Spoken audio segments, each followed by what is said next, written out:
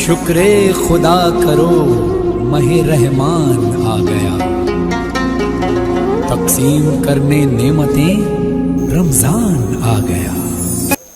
السلام علیکم ناظرین گرامی، میں ہوں آپ کا میزبان آصف علی اور آپ دیکھ رہے ہیں رمضان المبارک کا خصوصی پروگرام نور رمضان۔ اس پروگرام کے تحت ہم روزانہ کی اساس پر ایک نئے عنوان کے ساتھ آپ کے روبرو پیش ہوتے ہیں۔ ناظرین گرامی، جیسا کہ آپ اور ہم سب جانتے ہیں کہ اس وقت نہ صرف شہر اور ریاست ملک بلکہ دنیا بھر میں لاک ڈاؤن نافذ کیا گیا ہے۔ کورونا وائرس کی وبا سے نمٹنے کے لیے حکومتوں نے ہدایت دی ہے کہ عوام اپنے گھروں ہی میں رہیں۔ تاہم تلنگانہ اور خاص کر حیدرآباد میں اس وقت لاک ڈاؤن میں کافی نرمی دی جا رہی ہے، گہما گہمی دیکھی گئی ہے بازاروں میں اور ٹریفک بھی نظر آ رہا ہے۔ تاہم ہم عوام سے اور خاص کر ناظرین سے یہ گزارش کرتے ہیں کہ اس بھیڑ بھاڑ کا حصہ مت بنیے تاکہ اس وائرس سے آپ کی اور ہماری حفاظت ہو سکے۔ ناظرین گرامی، آئیے اس پروگرام کا آغاز کیے دیتے ہیں میرے ساتھ رمضان مبارک کے آغاز ہی سے مولانا شاہ ذوالفقار محی الدین صدیقی قادری الملتانی، ایکس ڈین عثمانیہ یونیورسٹی اور پروفیسر شعبہ عربی عالم دین موجود ہیں، جو نہ صرف یہ کہ عنوانات کے تحت تفصیلی گفتگو کر رہے ہیں بلکہ آپ کی جانب سے دیے جا رہے سوالات کے بھی تشفی بخش جوابات دے رہے ہیں۔ ناظرین گرامی، ہم اس پروگرام میں کالز بھی لیں گے، لیکن پہلے ابتدائی کلمات ہوں گے جس کے بعد کالز کا سلسلہ شروع ہوگا۔ اور آج جو عنوان منتخب کیا گیا ہے وہ اظہار تشکر کا اسلامی نقطۂ نظر۔ مذہب اسلام نے شکریہ ادا کرنے کے لیے یا پھر اظہار تشکر کے لیے کیا نقطۂ نظر پیش کیا ہے، اس پر تفصیلی گفتگو ہوگی۔ میں مولانا سے گزارش کروں گا کہ وہ ابتدائی کلمات سے ہمارے ناظرین کروائیں۔ السلام علیکم ورحمۃ اللہ وبرکاتہ۔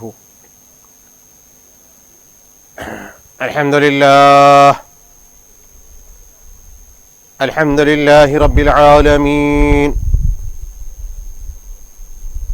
والصلاة والسلام على سيدنا الأنبياء والمرسلين وعلى آله الطيبين الطاهرين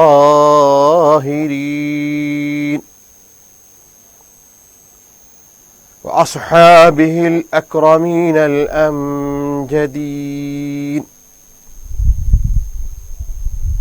ومن تبعهم بإحسان إلى يوم الدين، أما بعد،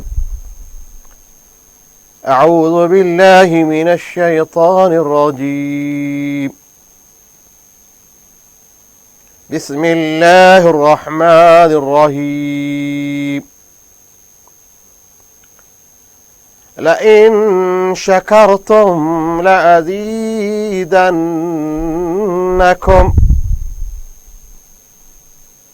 صدق الله العظيم،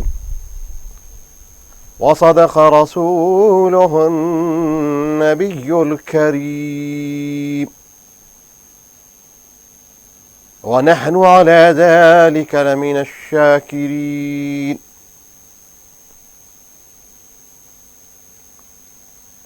ناظرین محترم، سامعین معظم، دوستو اور بزرگوں،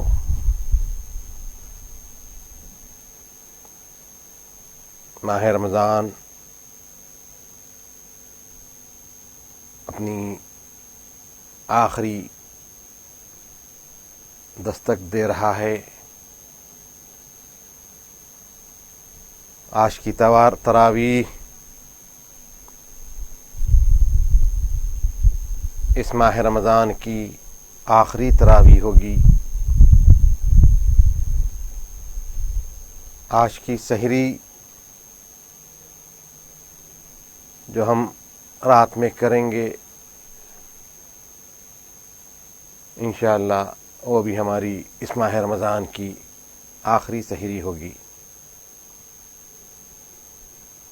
غرض کے ایک ہی روزہ ایک ہی دن رمضان کا باقی ہے. ہم نے الحمدللہ 29 روزے جو شرائط سے مفقود ہیں، جو حیات روزہ جس کو کہتے ہیں اس سے عاری ہیں، لیکن ہم نے رب کی رضا کے لیے حکم شرع کو پیش نظر رکھتے ہوئے سحری کرا. صبح صادق سے غروب آفتاب تک کھانا پینا اور نفسانی خواہشات سے دور رہے. دوستو، وہ حلاوت ایمان ہمارے پاس نہیں ہے، وہ نظر و بصیرت جو روزہ چاہتا ہے اس سے ہم محروم ہیں. لیکن ہم نے رسماً ہی صحیح روزہ تو رکھا ہے. دوستو، اور ہم بارگاہ عزتی میں دست بدعا ہیں کہ مولا جو رسم ہم نے جو رسم و رواج یا رسمی سے ہی ہم نے روزے رکھا، جیسے ہماری عبادات ٹوٹی پھوٹی ہیں اسی طریقے سے ہمارا روزہ بھی شرائط روزہ سے مفقود ہے. لیکن مولا تو اپنے فضل سے، اپنے کرم سے ہمارے اس روزہ کو قبول فرما. ناظرین محترم، جو حلاوت روزہ جو جانتے ہیں، حلاوت نماز جنہیں ملتی ہے، صائم الدہر ہوتے ہیں وہ لوگ ہمیشہ اسی سے تقویت پاتے ہیں، اسی سے ذوق لیتے ہیں، اسی سے سرور پاتے ہیں اور اسی سے مقوی بھی ہوتے ہیں.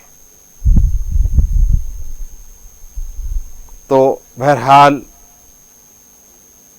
ہم بھی اس حلاوت کو حاصل کرنے کی، اس کا ذوق لینے کی کوشش کریں. دوستو، کوشش کرنا ہمارا کام ہے. السعی منا والاتمام من اللہ. ہمارا کام صرف جد و جہد کرنا ہے، کوشش کرنا ہے، اور کام کو جو تکملہ ہوگا، کام مکمل جو ہوگا، وہ نصرت الہی سے وہ کام مکمل ہوگا. اللہ کی مدد اور اس کے کرم سے وہ کام مکمل ہوگا. یہ ہمارا عقیدہ ہے، یہ ہمارا ایمان ہے. تو بہرحال ہمیں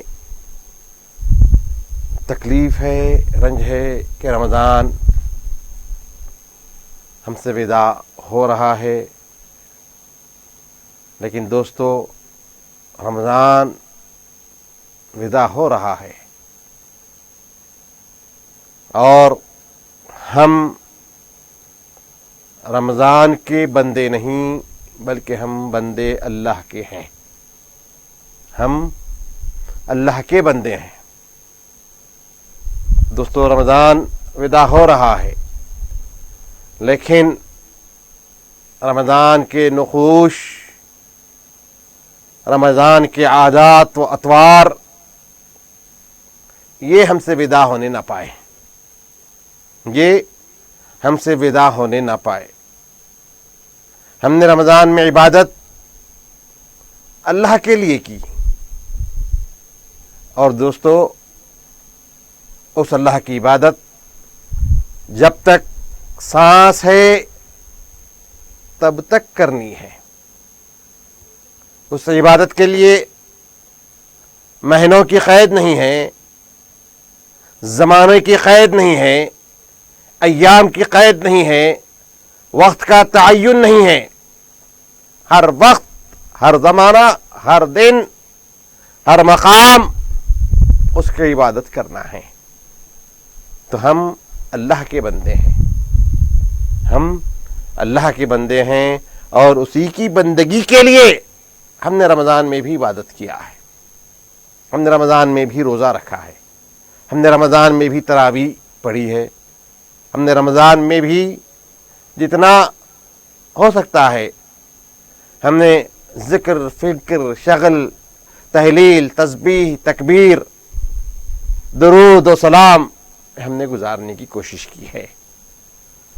اور انشاءاللہ رب کریم ہماری اس سعی کو، ہماری اس کوشش کو قبول فرمائے گا، اور آنے والے جو دن ہمارے ہیں دوستو، اس کی چھاپ ہر جگہ نمایاں نظر آئے گی۔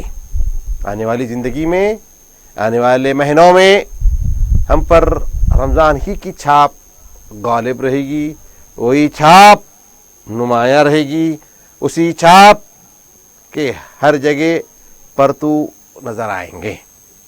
تو سمجھیے کہ رمضان کی عبادتیں ہمارے قبول ہوئی، رمضان کے روزے ہمارے مقبول ہوئے، رمضان کی عبادات ہماری رب کائنات کے حضور مقبول رہی ہیں۔ ایک کالر ہمارے ساتھ ہیں۔ السلام علیکم کالر، کہاں سے موجود؟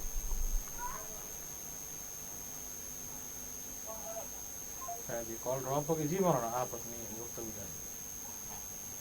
جی، جو نمبر دیا گیا ہے اس پر آپ راست ہم سے رابطہ قائم کر سکتے ہیں، فون ملائیے۔ اگر کچھ وقت لگ رہا ہے، بیل ہو رہی ہے، تو آپ انتظار کیجئے، انشاءاللہ ہم فوراً ورین فرصت میں یہ کوشش رہتی ہے کہ آپ کا فون ہم ریسیو کر لیں۔ تو بہرحال ناظرین محترم، سامعین معظم، دوستوں اور بزرگوں، جیسا ہم آغاز رمضان سے مختلف موضوعات کے ساتھ آپ کے درمیان ہیں، اور کوشش یہی ہے کہ ہمارے ناظرین کی معلومات میں اضافہ ہو، ان کے سوچ و بچار کے لیے ان کے پاس موضوعات زیادہ ہوں، اسی کوشش میں ہم آپ کے درمیان روزانہ آتے رہیں۔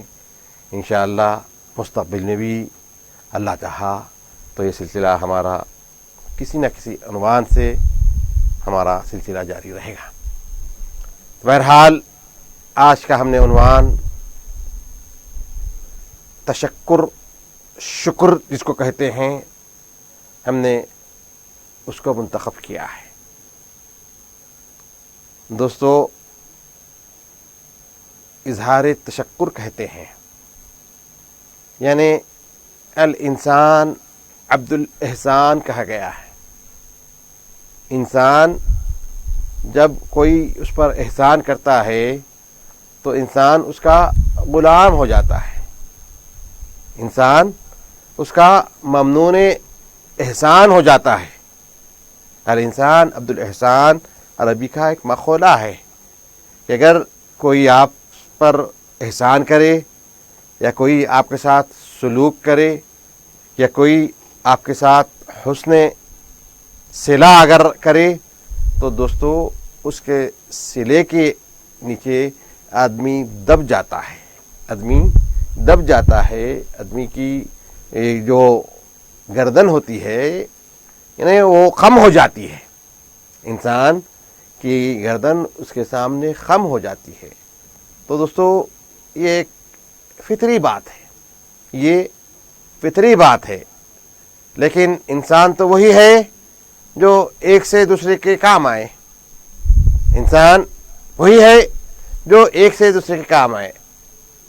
تو دوستو جب ایک دوسرے سے کام میں آئیں گے تو یقیناً آپ کو جیسا موقع ملا آپ اپنے بھائی کی، اپنے دوست کی، اپنے پڑوسی کی، اپنے رشتہ داروں کی، عزیز و اقارب کی آپ مدد کریں گے، ان کے ساتھ سلوک کریں گے، ان کے ساتھ آپ کا رویہ اچھا رہے گا، آپ ان کا تعاون کریں۔ السلام علیکم جی، ایک کالر ہمارے ساتھ ہیں اس وقت، دیکھتے ہیں کہاں سے۔ السلام علیکم۔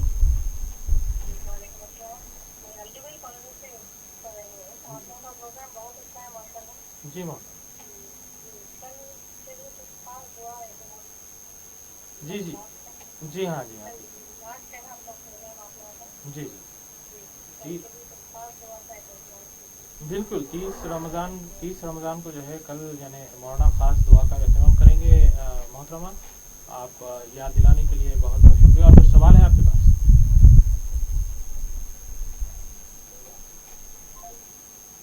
جی، مولانا خاتون نے گزارش کی ہے کہ جو ہے آخری رمضان آج یا پھر کل جو ہے کوئی خاص دعا کی جائے پروگرام کے آخر۔ انشاءاللہ کل رمضان کی 30 تاریخ ہے، اختتام پروگرام کے وقت یقیناً دعا، خصوصی دعا کی جائے گی۔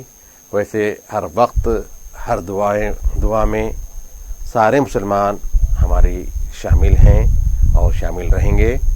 خصوصیت کے ساتھ اس چینل کے ناظرین کے لیے بھی ہم کل خصوصی اہتمام انشاءاللہ دعا کے لیے ہم رکھیں گے، اور ممکن ہو تو کل کا ہم عنوان ہی دعا لے لیں گے، دعا ہی کو عنوان لیں گے اور دعا ہی پہ ہماری اس نشست کو انشاءاللہ تکمیلہ کریں گے، مکمل کریں گے۔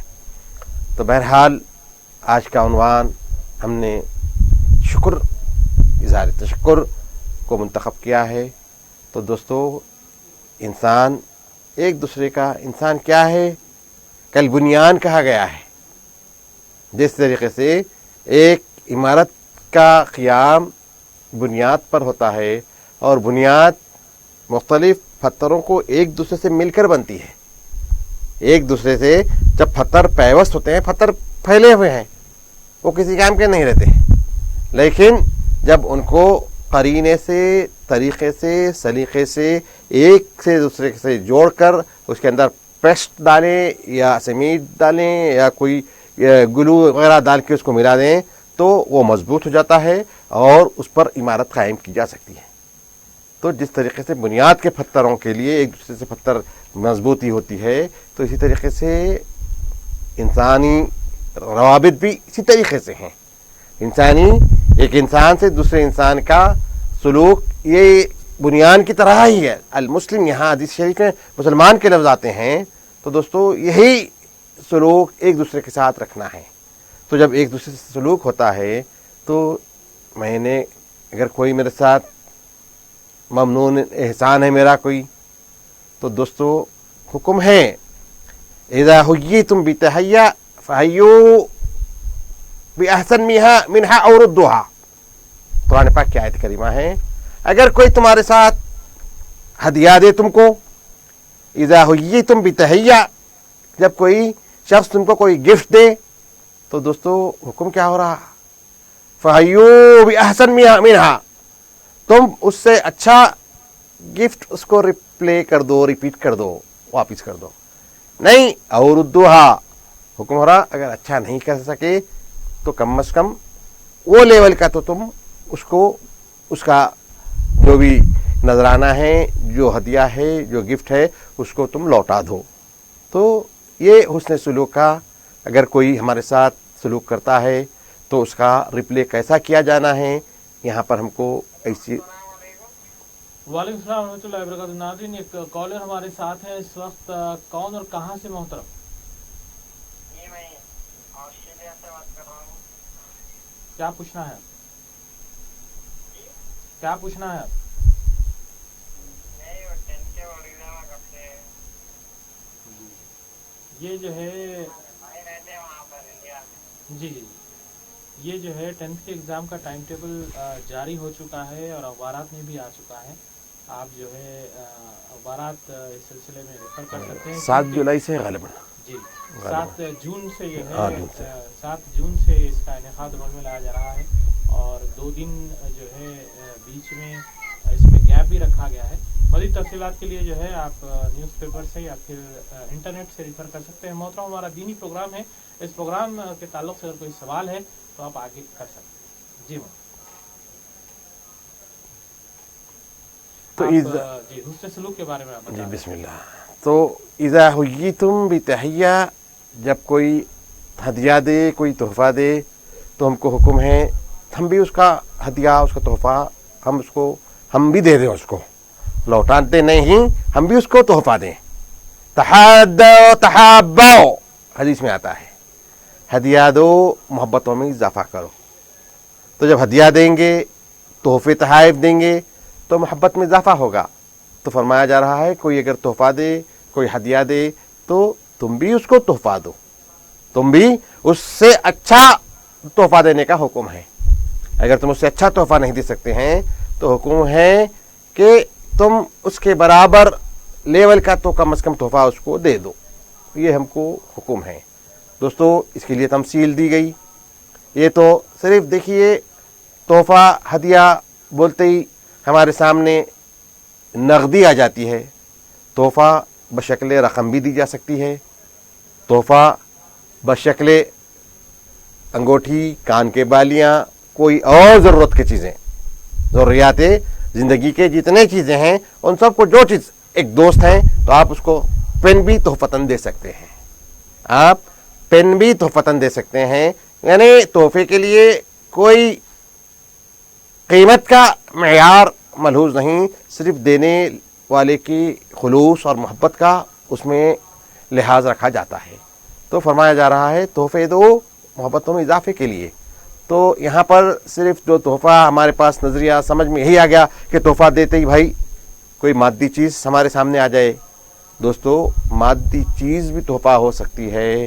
مادی چیز کے علاوہ ایک مسلمان دوسرے مسلمان کو جو دعا دیتا ہے وہ دعا بھی تحفہ ہے، وہ دعا بھی نذرانہ ہے، وہ دعا بھی بہترین گفٹ ہے.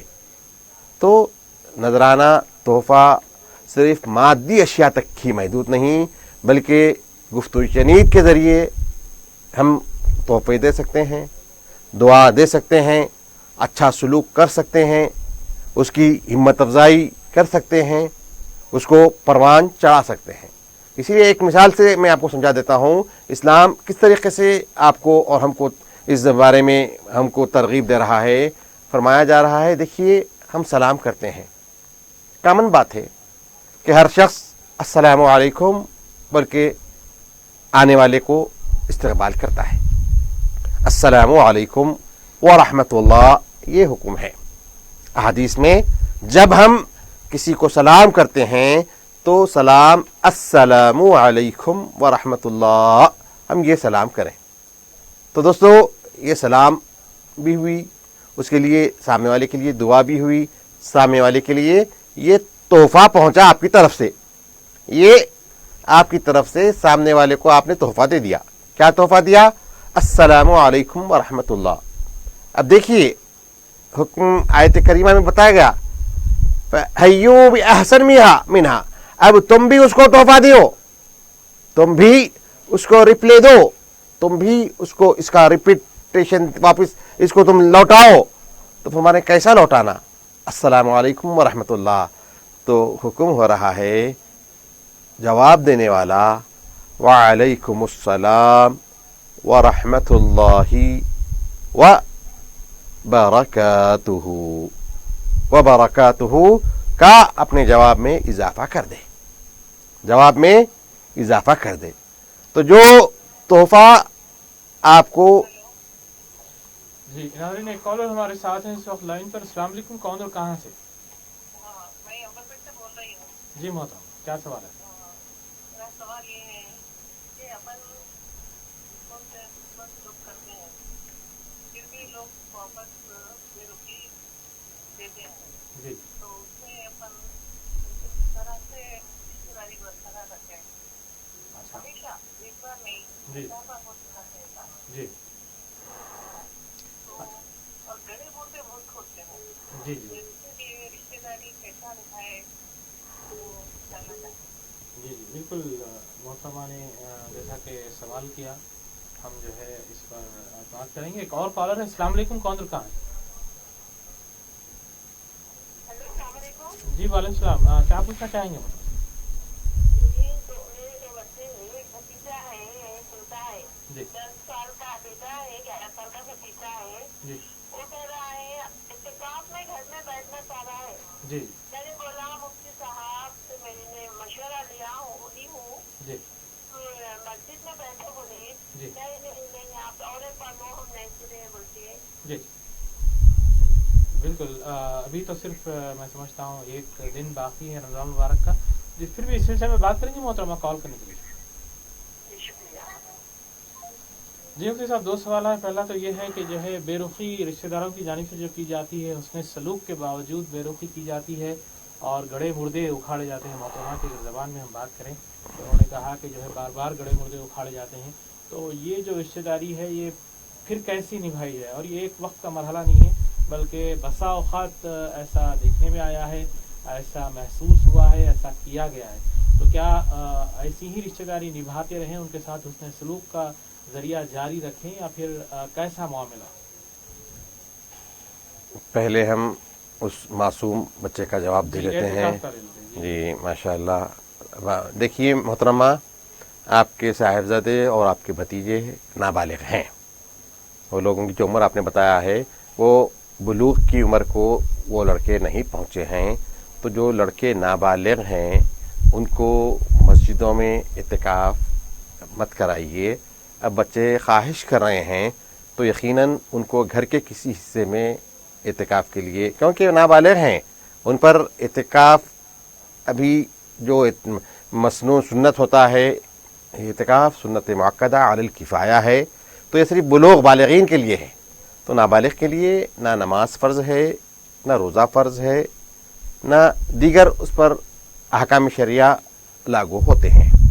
तो बच्चे जब, क्योंकि एक उम्र होती है बच्चों की, सबको देखते हैं तो वो भी करना चाहते हैं, तो उनकी हिम्मत अफजाई कीजिए, उनको मत रोकीजिए, क्योंकि इस उम्र में इस साल तो मस्जिदों में इत्तिकाफ का मौका ही नहीं रहा, लॉकडाउन की वजह से, कोरोना की वबा की वजह से।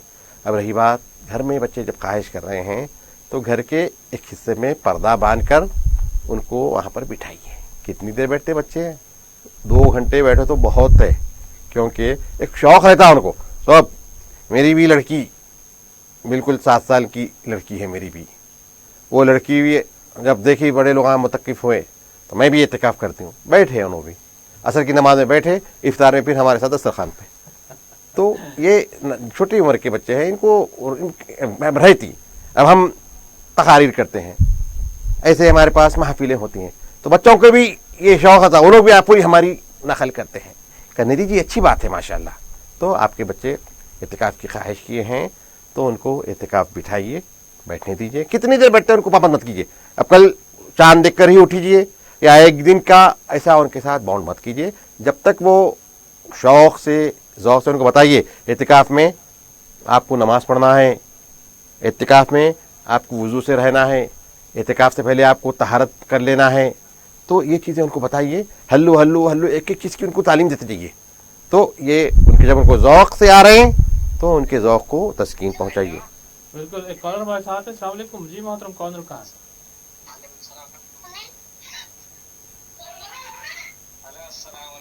जी अपना सवाल करें। जी आपका चैनल बहुत अच्छी तरह से चलता है, माशाल्लाह माशाल्लाह। जी जी ये मेरा सवाल ये था कि रोजे की औरत बाल कटा सकती? जी बिल्कुल, इस सिलसिले में भी बात करेंगे। जी मौलाना, अपनी गुफ्तगू जाइए। तो अपने बच्चे को आप दोनों को भी अलग अलग जगह 2 चादरें बांध दीजिए, बांध के दोनों को भी इत्तिकाफ बिठाइए। उसमें उनको तस्बीहां दे दीजिए, उनको दोनों के हाथों में 2 तस्बीह दीजिए। यस्सर अल कुरान, अगर कुरान शुरू करे हैं तो बोलिए जो तुमने पढ़ा उसी को पढ़ो बोल के थोड़ी थोड़ी रकम दीजिए, जब तक बैठने दीजिए, उनको कोई दबाव मत डालिए, कोई इसरार मत कीजिए, कोई उनके साथ उनकी अपने शौक जब तक उनका शौक बाकी है उनको बिठाइए इंशाअल्लाह। ये कोई ऐसा मसला नहीं है, क्योंकि नाबालिग पर अहकाम शरा लागू नहीं होते हैं। अहकाम शरा, नाबालिग लड़का अगर सहरी किया और उन्हें अगर 11 बजे अगर खाना खा लिया तो क्या उसको कफारा देना पड़ेगा? नहीं, क्योंकि उस पर शरई हुदूद उस पर लागू नहीं होते, क्योंकि बालिग के लिए अहकाम है। नमाज रोज़ा फ़र्ज जो बालिग है उन पर है, जब उन पर फर्जी नहीं है तो उनके लिए आदतन इसके लिए उनको करना चाहिए। बच्चों को रोज़ा 10 बजे नहीं खुलाना चाहिए, रहने के लिए उनको आदत डालीजिए। लेकिन अगर ऐसा हुआ कभी कहीं तो कोई ऐसी ऐब की बात नहीं है, कोई ऐसा कोई वहाँ पर हक हो जो शरई जो अहकाम है वहाँ उन पर लागू नहीं होते हैं। अब रही बात, और एक मेरी बहन का सवाल रहा कि आप उसने सलूक करते हैं, अच्छी तरीके से पेश आते हैं, आपका रवैया अपने अजीज़ व क़ारिब के साथ अच्छा है, आप सलूक भी करते हैं, दादो दशीश भी करते हैं, सब करते हैं, लेकिन सामने वाले से रिप्ले आना तो दूर की बात है, अगेंस्ट में आ जाता है। सामने वाला आपके साथ अच्छा सलूक नहीं, बल्कि अच्छा सलूक नहीं करा कोई बात नहीं, लेकिन सलूक ऐसा करता है जो आपके दिल को तकलीफ़ और मज़ा पहुंचाता है। तो मेरी बहन, ये कोई आम बात नहीं है, ये कोई आम बात नहीं है, इससे आप परागंदा मत होइए, आप मलूल या अपने दिल को छोटा मत कीजिए। ये दुनिया की रीत है, ये दुनिया की रीत है कि आप ताउन करेंगे उन्हें आपको लात मारेगा, तो इससे आप मत करिए। आपको जो आपने ताउन किया, आपका सिला आपको मिल गया, आपका सिला आपको मिल गया।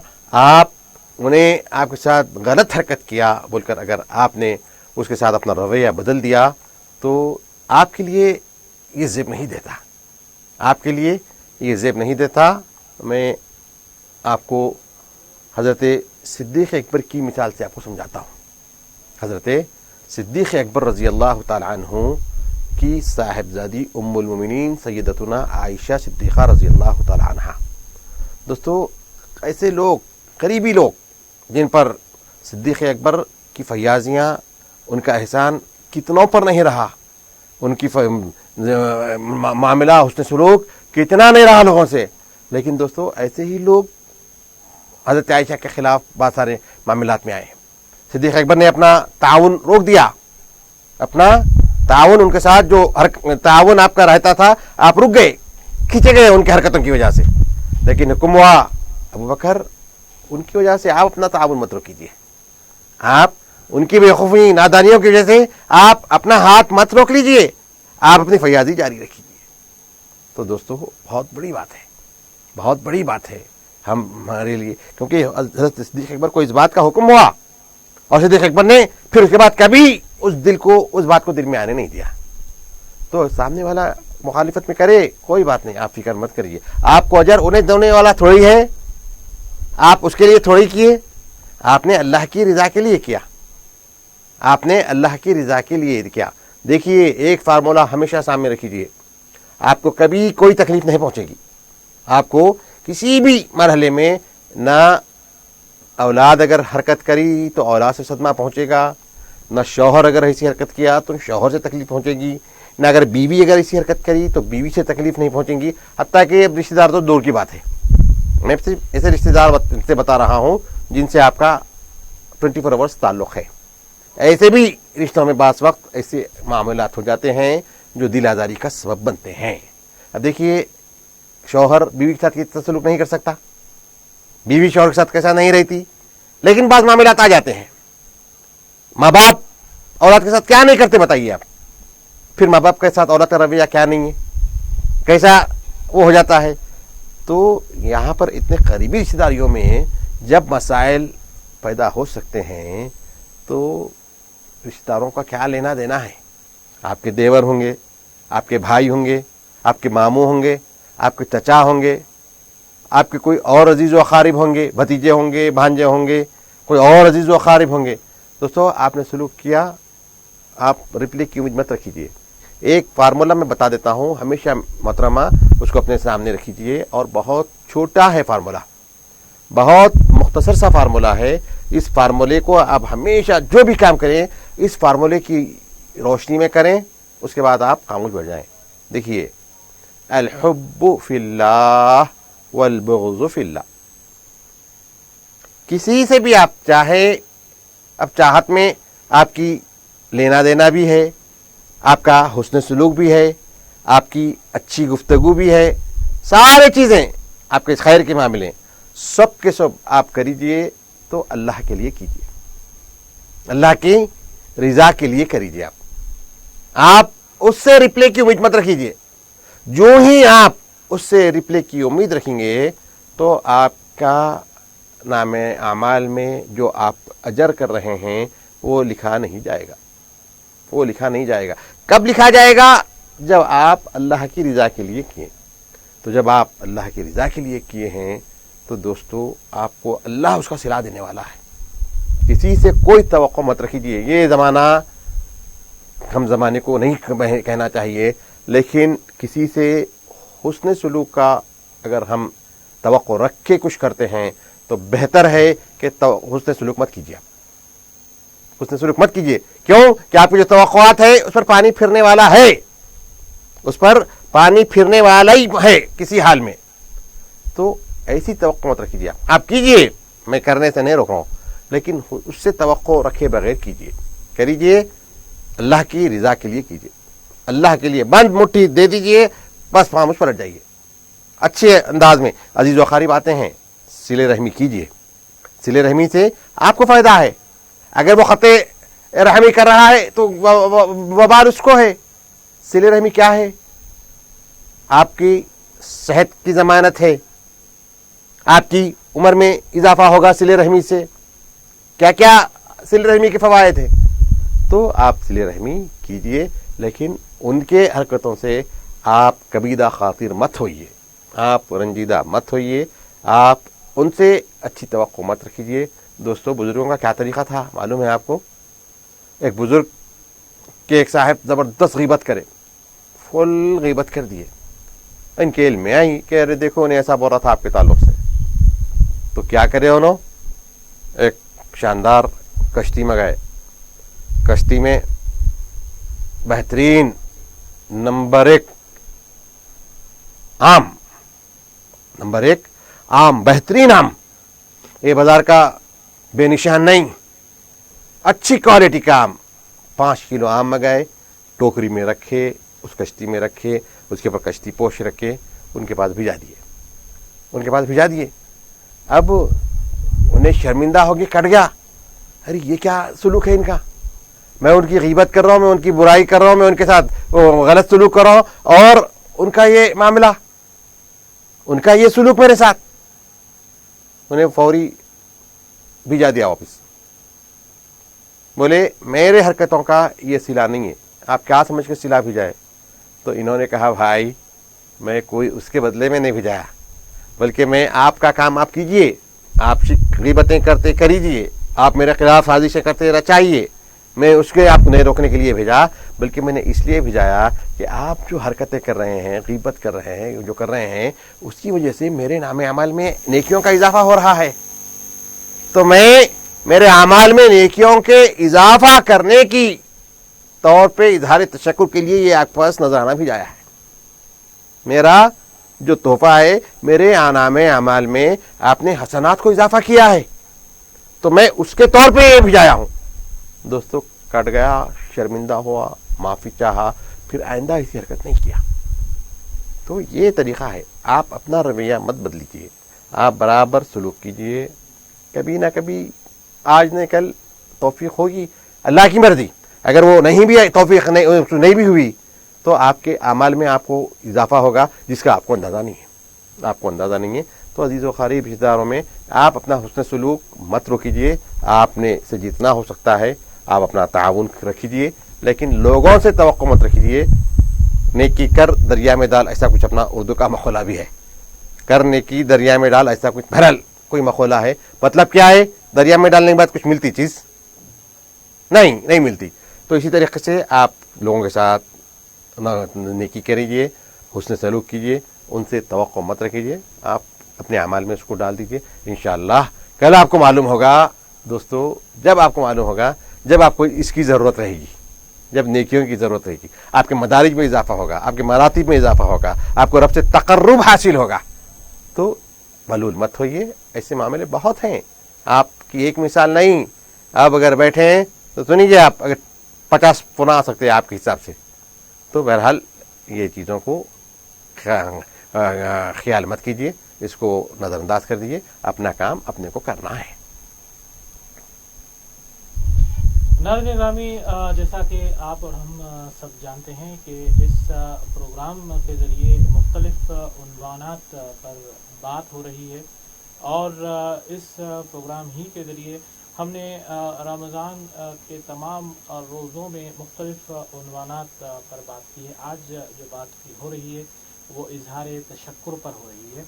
آئیے ہم اس گفتگو کو اور آگے بڑھاتے ہیں، اور جیسا کہ ایک سوال اس سے پہلے بھی آ چکا ہے کہ اظہار تشکر کا جو معاملہ ہے وہ جو ہے اسلامی نقطہ نظر سے کیا ہونا چاہیے، اس پر کافی گفتگو ہوئی، مولانا نے کئی حوالے بھی دیے. اور اس سلسلے میں مولانا ہم یہ پوچھنا چاہتے ہیں کہ قرآن کا کوئی حکم ایسا آیا ہے اس سلسلے میں؟ دیکھیے، قرآن کا حکم ہے، قرآن پاک میں دیکھیے وَسَنَجْزِي الشَّاكِرِينَ آیت کریمہ ہے.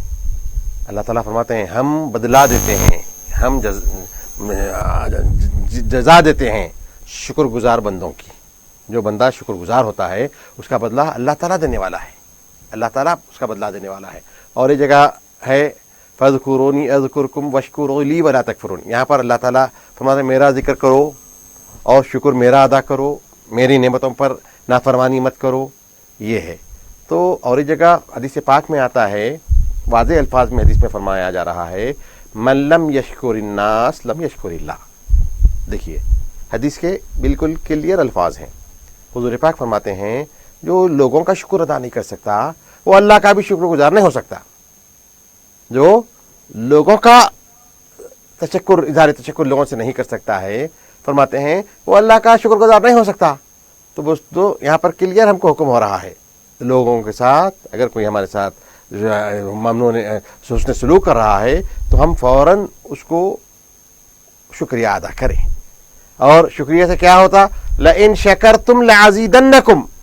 قرآن پاک کی میں نے جس آیت کریمہ سے اپنی گفتگو کا آغاز کیا، اگر تم شکر گزار شکر کرو گے، تم اگر شکر گزار بندے رہو گے، لَعَزِيدَنَّكُمْ، ضرور بضرور ہم اپنی نعمتوں کو ہم اضافہ کریں گے.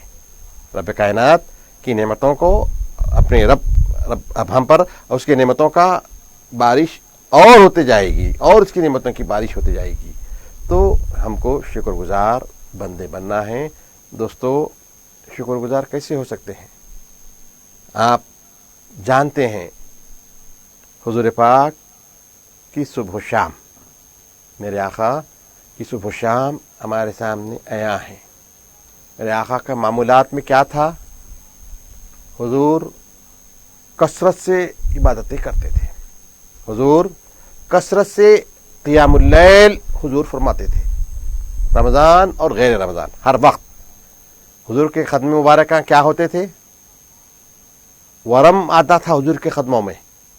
کب آتا تھا ورم؟ طویل قیام اگر ہو جائے تو خدموں پہ ورم آ جاتا ہے. تو حضور کے خدمے مبارکہ پر بھی ورم آ جاتا تھا. حضور کے خدمے مبارکہ متورم ہو جاتے تھے، ورم والے ہو جاتے تھے.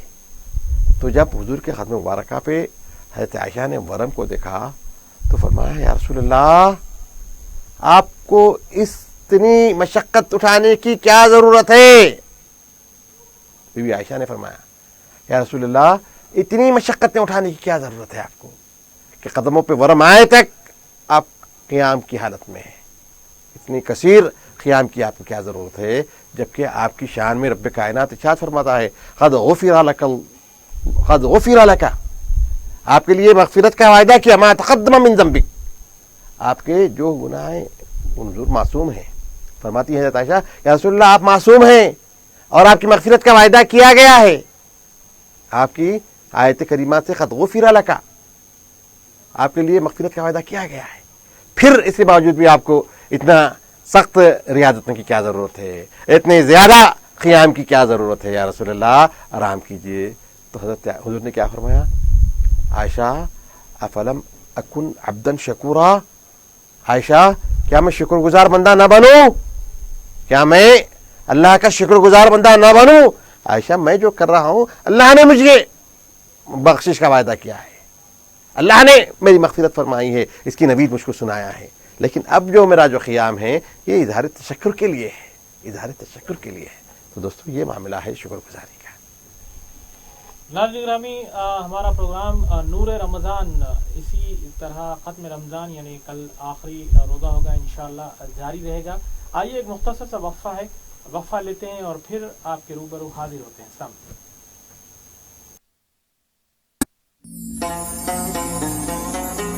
شکر خدا کرو ماہ رحمان آ گیا، تقسیم کرنے نعمتیں رمضان آ گیا.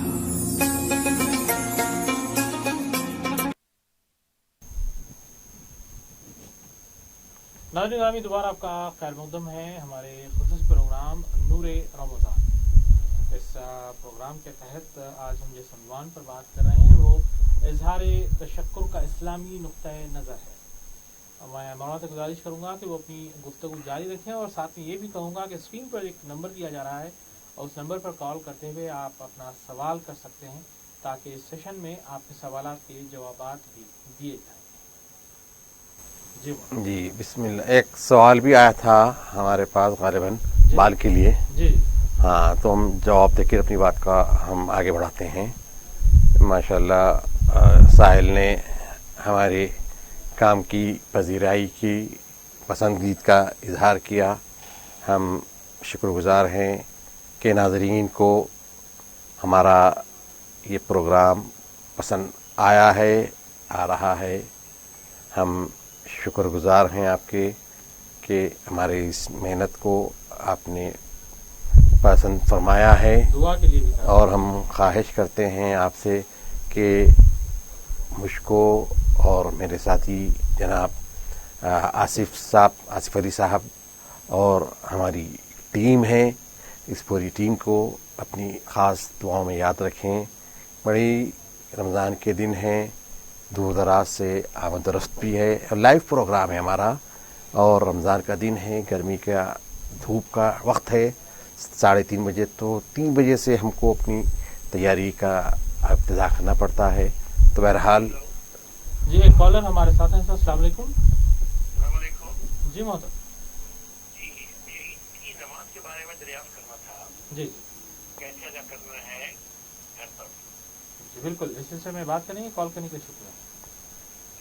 جی مولانا وہی کنفیوژن بنا ہوا ہے، کل بھی ہم نے اس پر بات کی تھی. میں چاہوں گا کہ ہمارے ناظرین کو ایک مرتبہ پھر آپ بتا دیں انشاءاللہ. کہ عید کی نماز کا کیا کرنا ہے. بہرحال یہ چلنے والا ہے، عید کی نماز تک یہ سلسلہ چلیں گا. جی جی تو بہرحال تو جو ساحل کا سوال تھا جی. کہ روزے میں بال کاٹنے کے متعلق انہوں نے پوچھا تھا، جی تو میرے بھائی روزے میں آپ بال کاٹ لیجیے، کوئی فرق پڑنے والا نہیں ہے.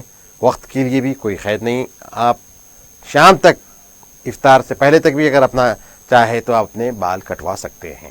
روزے میں آپ کے بال کٹنے کی وجہ سے کوئی فساد یا کوئی نقص آنے والا نہیں ہے. بال کٹائیے، غسل کیجیے، پانی نہائیے، پھر اس کے بعد آپ اپنی مصروفیات اختیار کیجیے. وقت کے لیے کوئی قید نہیں ہے. اب رہی بات جو اب یہ بھی ساحل نے سوال کیا، تو بھائی جامعہ نظامیہ کا جو نقطۂ نظر ہے ہم اسی نقطۂ نظر کی تائید کرتے ہیں، اور ہم ہمارے ناظرین کو وہی فتویٰ ہم سناتے ہیں جو جامعہ نظامیہ نے جاری فرمایا ہے. جامعہ نظامیہ کا فتویٰ اور وہاں کے علماء کا اسٹینڈ اس بات پر ہے کہ عید کے لیے وہی شرائط ہیں جو جمعہ کے ہیں، جو نماز جمعہ کے لیے جو شرائط ہیں وہی شرائط عید کے لیے لاگو ہوتے ہیں۔ جمعے کی شرائط میں سے ایک شرط یہ بھی ہے کہ مسجد میں اذن عام رہے، مسجد جہاں پر جمعہ ہو رہی ہے وہاں پر کوئی رکاوٹ، کوئی بندش نہ ہو۔ تو جب رکاوٹ اور بندش ہو جائے تو وہاں پر جمعہ نہیں ہوگا، وہاں پر جمعہ نہیں ہوگا۔ تو جب جمعہ نہیں ہوگا تو اب جو 5 لوگ جو پڑھ رہے ہیں وہ جمعہ کی نظم کو برقرار رکھنے کے لیے پڑھ رہے ہیں، وہ جمعہ پڑھیں گے لیکن ان کو پھر ظہر بھی پڑھنا ہے۔ جمعہ مسجد میں پڑھ رہے ہیں، آج خطبہ بھی دے رہے ہیں، اور امام صاحب جمعہ کی 2 رکعت فرض پڑھا رہے ہیں، لیکن اس کے باوجود بھی ان کو ظہر ادا کر لینا ہے۔ جمعہ ہوا بلکہ وہ نہیں ہو سکتے، کیوں کہ اذن عام نہیں تھا، مسجد بند تھی، آپ بند مسجد میں آپ نے جمعہ پڑھ لیا تو جمعہ نہیں ہوتا ہے۔ تو اس روشنی میں ان کو کہا گیا کہ آپ لوگ الگ الگ ظہر ادا کر لیں، جماعت نہ بنائیں، تنہا تنہا جس کی وہ ظہر ادا کر لیں۔ تو جس طریقے سے اذن رکاوٹ کی وجہ سے جمعہ نہیں ہو سکتا تو عید کی بھی نماز نہیں ہو سکتی۔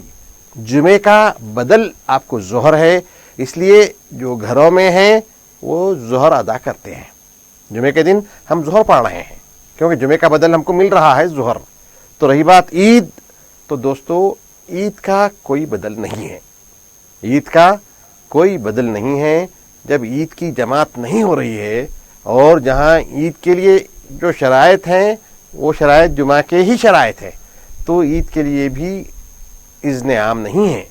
مسجد میں ہویں گی ابھی بھی عید، مکہ مسجد میں بھی ہوگی، عیدگاہ میں بھی ہوگی غالباً، اور مساجد میں بھی لوگ عید کی نماز پڑھیں گے، لیکن 5 افراد، حکومت کی طرف سے اجازت صرف 5 افراد کو مساجد میں نماز جمعہ منعقد کرنے کی اجازت ہے۔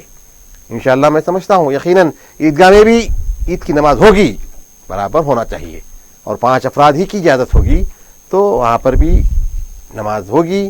تو دوستو وہ لوگ بھی عید کی نماز پڑھیں گے، یہ لوگ بھی پڑھیں گے، لیکن اذن عام نہیں ہونے کی وجہ سے شرائط نماز عید مفقود ہے۔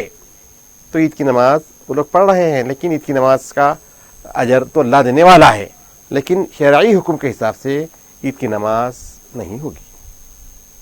تو جب عید کی نماز کا بدل نہیں ہے، وہ لوگ پڑھیں گے، ان کی نماز ہوں گی، لیکن اذن عام نہ ہونے کی وجہ سے وہ شرائط مفقود ہیں، شرائط مفقود ہیں۔ تو دوستو عید کی نماز کا کوئی بدل نہیں ہے۔ تو علماء کرام دیکھیے، امام شافعی کے اپنے استدلال ہیں، ان کے پاس دلیلیں ہیں، امام مالک کے پاس ان کے اپنے استدلالات ہیں، امام حنبل کے پاس ان کے اپنے استدلال ہیں۔ استدلال کیا ہے؟ وہی قرآن وہی حدیث ہے، وہی قرآن مجید ہے، وہی حدیث مبارک ہے، اسی سے انہوں نے مسائل نکالا ہے۔ مسائل میں جو بھی جتنا امام اعظم ابو حنیفہ فقہ حنفی ہو یا فقہ شافعی ہو، فقہ حنبلی ہو یا فقہ مالکی ہو، یہ چاروں فقہا کا مرجع قرآن اور حدیث ہے۔ تو قرآن اور حدیث ہی کی روشنی میں ان حضرات نے مسائل کو مستنبط کیا ہے، مسائل کو نکالا ہے۔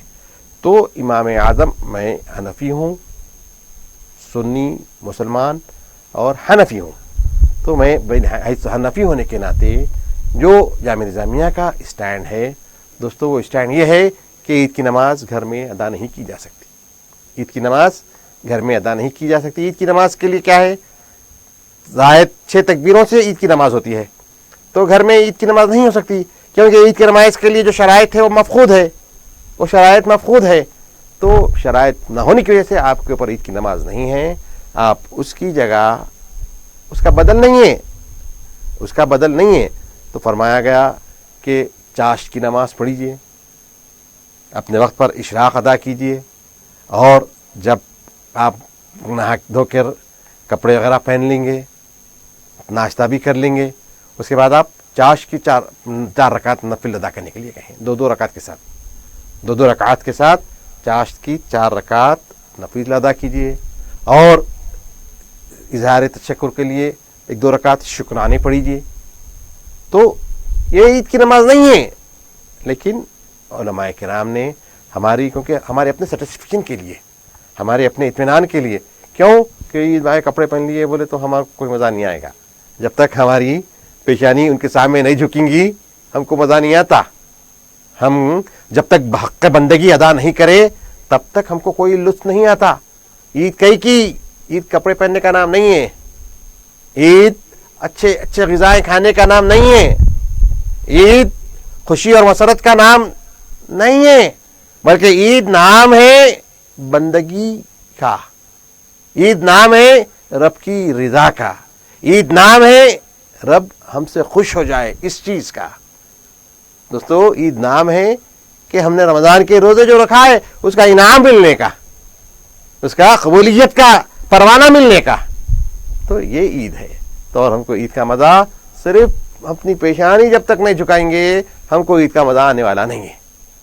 जब तक ये पेशानी नहीं रगड़े जाएगी उनके हुजूर बारगाह इज़्ज़त में, जब तक ये पेशानी रगड़े नहीं जाएगी जब तक हमको ईद का मज़ा नहीं आएगा। तो फरमाएं, पढ़ो नमाज़ों अपनी पेशानी रगड़ने के लिए तुमको चाश्त भी है, शुक्राने के नमाजें भी है, जो इतनी नमाजें अदा करना है करो, लेकिन ईद की नमाज शराइत के साथ बंधी हुई है। ईद की नमाज तो हम एक साथ शुरू हो जाएंगे दोस्तों, शराइत मफकूद है। तो अहकाम हमको शरीयत मुक़द्दम है, शरीयत और शरई हुक्म हमारे लिए मुक़द्दम है, और जो फतवा दिया जाता है वो फतवा वही होता है जो कुरान और हदीस का लुब्बे लुबाब होता है। उसमें मुफ्ती की अपनी राय या मुफ्ती की अपनी अना उसमें दाखिल नहीं होती। मिन वान कुरान और हदीस का निचोड़ होता है, वो जो मंशा खुदाबंदी है वही फतवा होता है, जो मंशा मुस्तफ़वी है सल्लल्लाहु अलैहि वसल्लम वही फतवा होता है। तो उलमा की जामिया निज़ामिया और हिंदुस्तान की बड़ी बड़ी जामियात देवबंद या बरेली और दीगर भी जामियात हैं दोस्तों, उन सब से पास से फतवे आ रहे हैं। आप हर जगह का फतवा इंटरनेट पर भी देख सकते हैं। देखिए फतवे में उलमाए किराम ने क्या कहा। तो इन फतवे की रोशनी में हम तो आपको वही फतवा जो जामिया निज़ामिया से जारी हुआ उसका मैंने तलखीस आपसे बयान किया है। दीगर फतवे भी आप देख लीजिए, आपके इल्म में इजाफा होगा, आपकी मालूमात में इजाफा होगा। अगर कहीं दोनों में कोई तजाद है तो आप बराबर हमसे डिस्कस कीजिए। इमाम साहब देवबंद वाले ये बोल रहे हैं और बरेली भी आ रहे ये बोल रहे हैं, फला ये बोल रहे हैं, फला ये बोल रहे हैं, आप बोल लीजिए। इंशाअल्लाह हम उसके अंदर अगर कहीं तजाद आ रहा है तो हम देखेंगे कैसे उस तजाद को दूर किया जा सकता है। कैसे आमतौर पे जो फ़िक़्ह हनफ़ी हैं, लेकिन ये बात याद रखिए, फ़िक़्ह हनफ़ी की रोशनी में जो फतवा आए वो उसको आप रखिए, क्योंकि मुख्तलिफ़ मकातिब फ़िक्र के लोग हमारे इस हिंदुस्तान के गुलिस्तान में हैं। मुख्तलिफ़ मकातिब फ़िक्र, हम हर मकतब फ़िक्र की हम कदर करते हैं। देखिए जी, एक कॉलर हमारे साथ हैं। अस्सलाम वालेकुम जी मोहम्मद जी। मेरा सवाल नंबर 1 ये था कि अपने साहब ये बता रहे थे 2 रकात शुक्राना नमाज पढ़े या 2 रकात चाश की नमाज पढ़े, मौलाना तो सिर्फ 4 रकात बोल रहे हैं। एक सवाल। नंबर 2 जो है ये झींगा जो समंदर से आता है, झींगा खाना जायज़ है या नाजायज़, ये पूरी 2 सवाल। जी बिल्कुल, कॉल करने के लिए शुक्रिया मोहतरम। इसी पर बात हो रही है, ईद की नमाज के तरीके पर और कैसे उसे अदा किया जाए। मौलाना ने बताया कि शुक्राना या फिर चाश्त अदा की जा सकती है। अगर चाश्त अदा कर रहे हैं तो 4 अदा करें, और अगर शुक्राना अदा कर रहे हैं तो सिर्फ 2 अदा करें। जी मौलाना, चाश्त भी अदा कीजिए, शुक्राना भी अदा कीजिए। हम ये नहीं कह रहे हैं चाश्त अदा कर लेके आप शुक्राना, आप चाश्त के 2 नहीं 4 नहीं 12 रकात तक गालिबन चाश्त के हैं। आप चाश्त की रकात पढ़िए, 2 रकात नफिल है, वो 2 रकात के साथ आपको 2 गानों के साथ आपको चाश्त की रकातें मुकम्मल करनी है। तो आप चाश्त की नमाज भी पढ़िए, आप शुक्राने की भी नमाज पढ़िए। जामिया निज़ामिया अपने फतवे में आपको शुक्राने की अदा करने से नहीं रोका है। चाश्त पढ़िए उसने अगर कहा है, तो शुक्राना आपकी अपनी मर्जी पे है। आप शुक्राने आप 50 पढ़िए, जामिया निज़ामिया आपको शुक्राने से نہیں روکے گا. رہی بات یہ کیا ہے اور یہ سارے چیزیں کل بھی میں نے اس موضوع پہ آپ سے غالباً گفتگو کیا تھا کہ اور آج کا ہمارا موضوع بھی ہم نے شکرانے کو ہی منتخب کیا تھا. بہرحال یہ اظہار تشکر ہے رب کے حضور، اپنی بندگی کا اظہار ہے، اپنے عجز و انکساری کا اظہار ہے. تو شکرانہ بھی ادا کیجئے. آپ چاشت کی رکعت بھی 2 رکعت پر پڑھتے ہیں، آپ کی مرضی ہے. چاشت کے لیے آپ کو 4 ہی پڑھو بول کے کوئی آپ کو پابند نہیں کر سکتا ہے. آپ چاشت کے 2 اگر پڑھتے ہیں تو پڑھیے، یا اگر آپ چاشت کی 4 رکعت اگر پڑھ سکتے ہیں تو پڑھیے. اس سے غالباً چاشت کے 8 رکعت تک ہیں، چاشت کی رکعت میں گنجائش ہے. آپ 8 رکعت بھی چاشت کی پڑھ سکتی ہیں، لیکن چاشت کی نیت سے آپ پڑھیے. اس کے بعد 2 رکعت شکرانے پڑھیے، 2 رکعت اس میں شکرانے کو انکلوڈ کر لیجئے. تو یہ آپ کی عید کے دن آپ کے یہ معمولات رہیں. اس کے بعد دعا کیجئے بارگاہ عزتی میں. اور رہی بات دوسرا آپ کا سوال کہ جھینگا، دوستو جھینگا دیکھیے جو مچھلی کی قبیل سے ہیں، فش جس کو بولتے ہیں، جو کون سا بھی جانور ہو جو مچھلی کی شکل میں ہو وہ حلال ہے. جتنے بری جانور ہیں اس سے زیادہ جانور باہر میں ہیں، سمندر میں ہیں. جتنے خشکی میں جتنے جانور ہیں اس سے زیادہ جانور ہیں سمندر میں. ہر قسم کا جانور ملیں گا آپ کو سمندر میں بھی. گھوڑا ہے، ایسے کئی جو اس فن کے ماہرین ہیں وہ جانتے ہیں. تو اگر یہاں پر گھوڑا آپ کے لیے بنیں گے، آپ بولیں گے سمندر کا گھوڑا ہے. یہاں پر بچھو ہے، تو یہ جو جھینگا جس کو کہتے ہیں وہ مچھلی کی قبیل میں سے نہیں آتا، بچھو کی قبیل میں سے اس کا کاؤنٹنگ ہوتی ہے. بچھو کی تو جب بچھو بر میں اس کا کھانا جائز نہیں ہے تو سمندری کھیکڑ کیا کہتے ہیں اس کو، جھینگے کو مکروہ قرار دیا گیا ہے سمندری طور پہ، کیونکہ وہ از قبیل سمک نہیں ہے، سمکیات کے شعبے میں سے انہیں نہیں آتا. اگر سمکیات کے شعبے میں سے آتا ہے تو آپ کو اس کا کھانا حلال ہے. جب سمکیات کے شعبے میں سے نہیں آتا ہے تو یہ آپ کے لیے غور طلب ہے، فکر کیجئے. اب مگرمچھ حلال ہے، سمندر کی ہے، کیوں کہ وہ مچھلی کے قبیل میں سے نہیں آتی. تو ایسے ہی بہت ساری چیزیں ہیں جو یہ صرف جو جھینگے کے متعلق مکروہ ہے. مکروہ حناف کے نزدیک جھینگا مکروہ ہے اس لیے کہ یہ از قبیل سمکیات میں سے نہیں آتا ہے.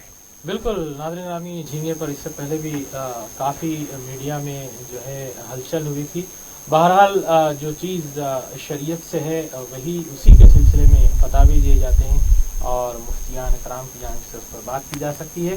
ہمارا یہ پروگرام کل بھی جاری رہے گا انشاءاللہ. کل اگر رمضان المبارک کا روزہ ہوتا ہے تو کل بھی جاری رہے گا، اور کل خصوصی دعا ہوگی، اور ہمارا عنوان ہی کل دعا اور صدقہ فطر پر ہوگا انشاءاللہ. ناظرین گرامی، ہم اس امید کے ساتھ آپ سے اجازت لیتے ہیں کہ آپ کا آنے والا دن اچھا ہو. السلام السلام ورحمۃ اللہ. شکر خدا کرو ماہ